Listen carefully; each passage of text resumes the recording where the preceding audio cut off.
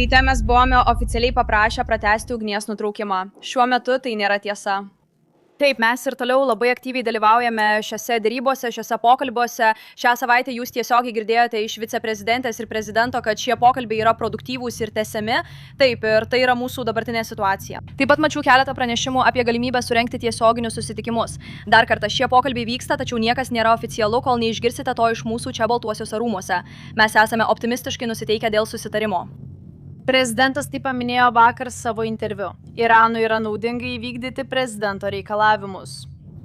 Manau, kad jis labai aiškiai nubrėžė savo raudonąsias linijas šiose dėrybose tiek kitai pusiai. Todėl ir toliau stebime, kaip šie pokalbiai progresuoja. Dabar ar šie pokalbiai vyktų Islamabade, ar kur jie vyktų kitame etape? Jos greičiausiai vyktų toje pačioje vietoje, kaip ir praėjusi kartą. Taip, su tais pačiais. Norėčiau pabrėžti vieną dalyką, kuris yra svarbus prezidentui. Taip, pakistaniečiai viso šio proceso metu buvo nuostabūs tarpininkai.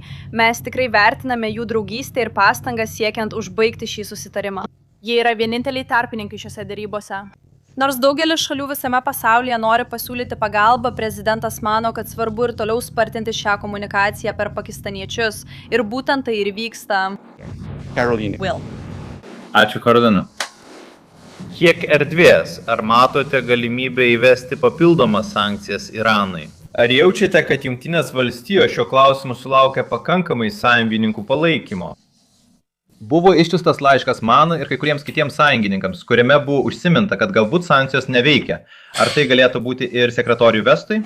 Taip, kad sankcijos neveikia ir Jungtinės valstijos nori.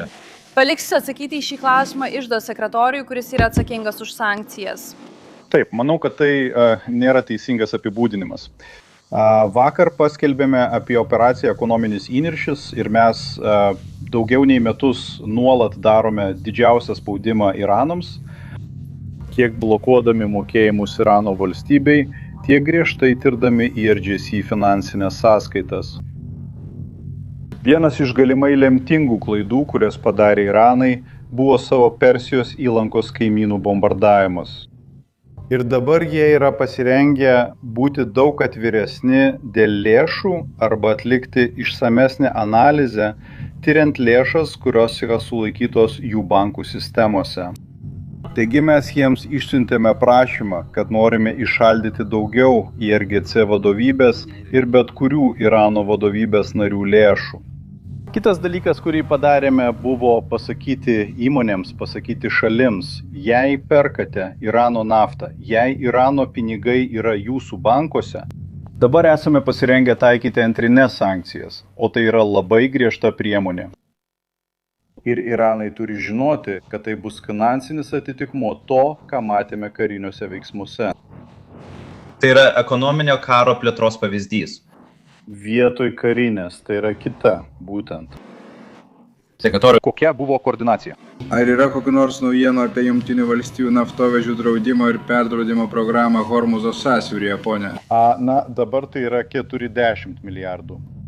Jį valdo DFC ir mes tikimės, kad laivai galės bent kiek grįžti į normalų režimą.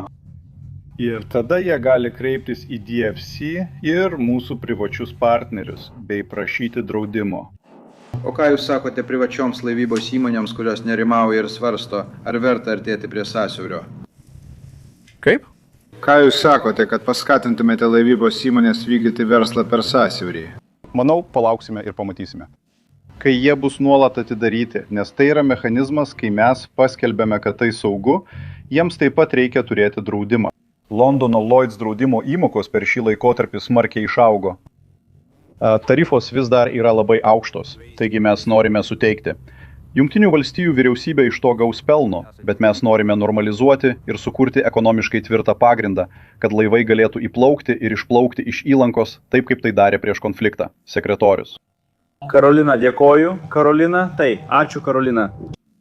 Norėčiau aptarti dvi temas, jei galima. Mokesčių dieną ir taip pat patvirtinimą.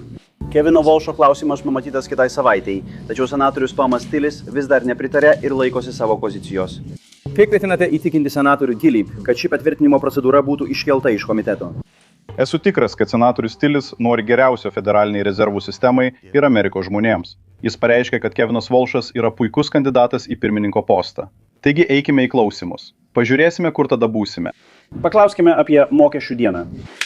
Ar tos mokestinės naudos, kurias paminėjote dėl to didžiojo įstatymo projekto, kompensuos amerikiečių nusivylimą, jei taip galima pasakyti, kai benzinas kainuoja $4 už galoną? Na, kaip jau sakiau, niekas niekada neprieštaravo turėti daugiau pinigų kišenėje.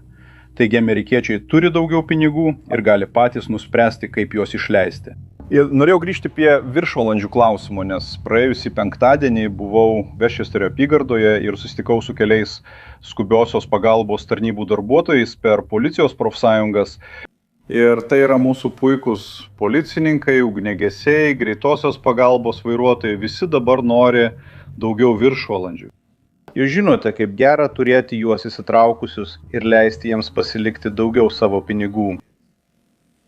Pone prezidentė. Ačiū, viskas gerai.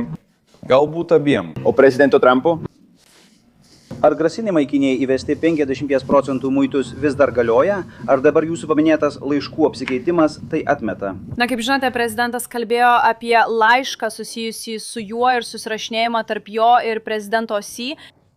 Prezidentas Xi patikino prezidentą, kad jie neteikia ginklų Iranui šio konflikto metu ir šis patikinimas yra tai, ką administracija labai atidžiai stebi. Kalbant apie muitus, ar turite kokių nors naujienų šiuo klausimu, ponė sekretoriau? Nežinau apie muitus, bet turiu naujausią informaciją apie sankcijas. Iranas yra arba buvo didžiausia terorizmą remianti valstybė.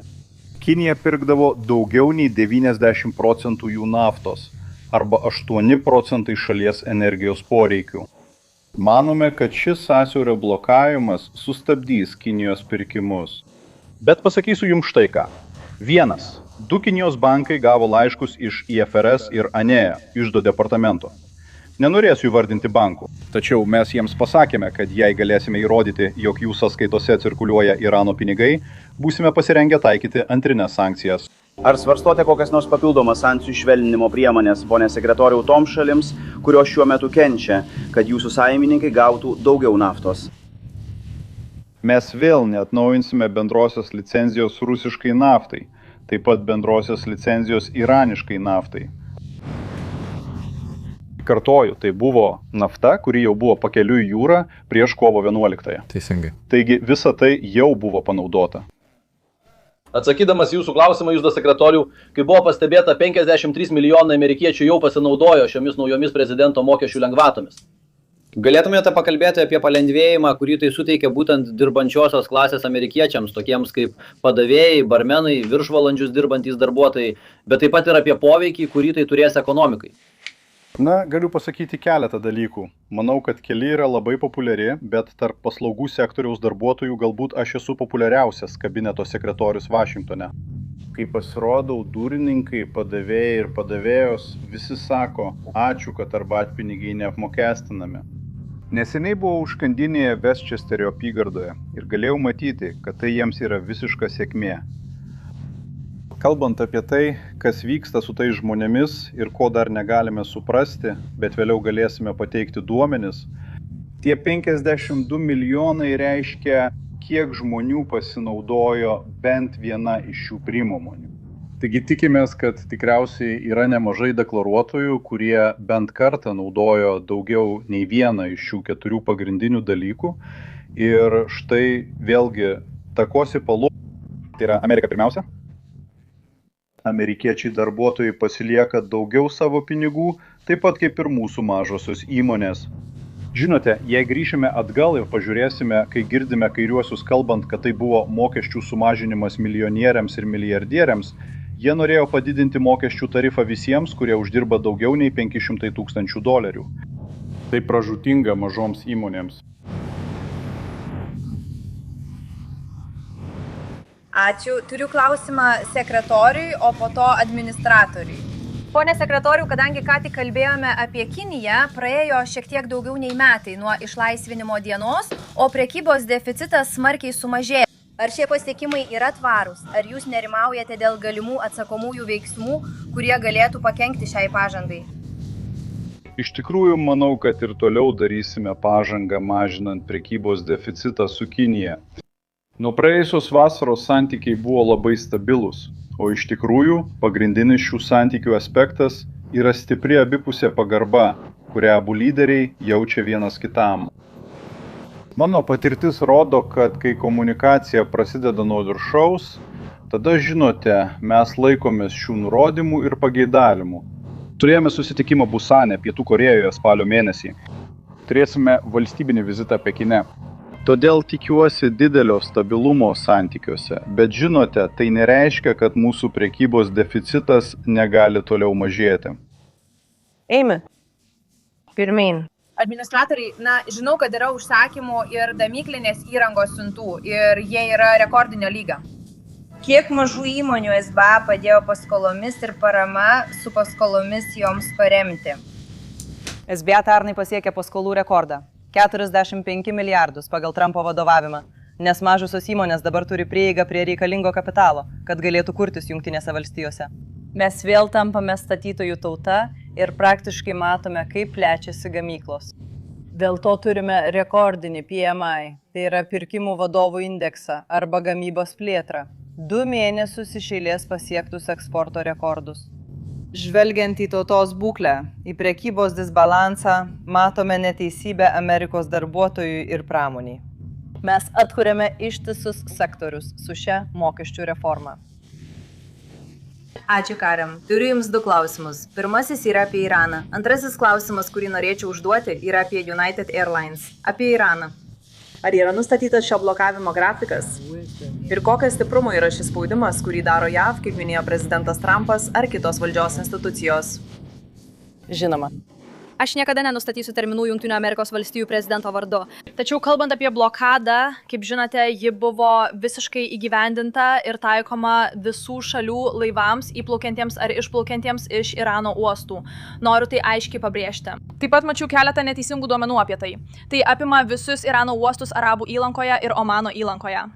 O mūsų JAV pajėgos regione remia laivybos laisvę laivams, plaukiantiems į uostus už Irano ribų ar iš jų. Žinau, kad kai kurie žiniasklaidos atstovai dėl to buvo sutrikę. Mes remiame laivybos laisvę, tik ne tanklaiviams ar laivams, kurie naudingi Irano ekonomikai, kol dėrybos tęsiasi. O dabar apie United. Buvo pranešimų, kad United generalinis direktorius pasiūlė susijungimą su American Airlines. Tai paveiktų 10 milijonų amerikiečių.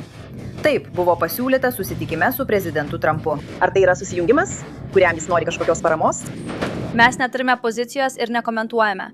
Žinau, kad tai yra privataus sektoriaus pasiūlyta idėja, bet ji nebuvo pasiūlyta prezidento ar Baltųjų rūmų. Atstovų rūmai neišreiškė nuomonės ir šiuo metu neskelbia jokios pozicijos šiuo klausimu. Džonai. Džonai, gali tęsti. Labai ačiū, Karolina. Tai skirta sekretoriui Vicentui. Kitą pirmadienį importuotojai galės pradėti prašyti muitų mokesčių grąžinimo.